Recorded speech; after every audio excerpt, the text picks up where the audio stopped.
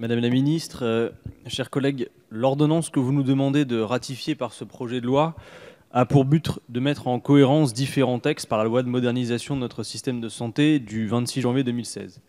Cette loi présente des points positifs qu'il convient de saluer, comme par exemple la réintroduction effectivement de la notion de service public hospitalier. Néanmoins, nous déplorons qu'une disposition essentielle et de bon sens de cette loi a été supprimée entre sa version initiale et celle que nous devons mettre en cohérence. Je veux parler de l'interdiction des dépassements d'honoraires pour les praticiens de l'hôpital public dans les 20% d'activités libérales qui leur sont autorisées.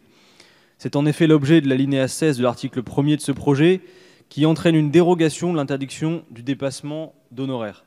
S'il est déjà discutable que des praticiens de l'hôpital public puissent exercer en libéral dans ces murs, avec son personnel et son matériel, il nous semble aberrant qu'on les autorise à pratiquer des tarifs exorbitants, car c'est bien de cela dont il s'agit. La pratique des dépassements d'honoraires crée de fait une médecine à deux vitesses. On ne peut pas accepter qu'il en soit ainsi dans l'hôpital public. À l'entrée d'un service public, il n'est pas tolérable qu'un citoyen plus fortuné ait des facilités d'accès que la plupart des gens qui n'en ont pas. Un besoin aussi essentiel que la santé ne peut faire l'objet d'un chantage à l'argent, et le rétablissement d'un service public universel et de qualité en la matière est notre combat.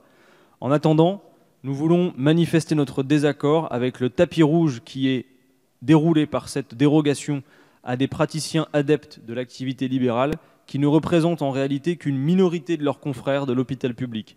Seuls 11% des hospitaliers du public y ont recours, selon les chiffres les plus récents du collectif associatif sur la santé.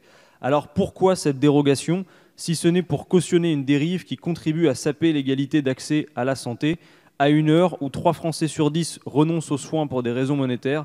Cela n'est pas digne et pas responsable. Merci. Merci Monsieur Quatennens.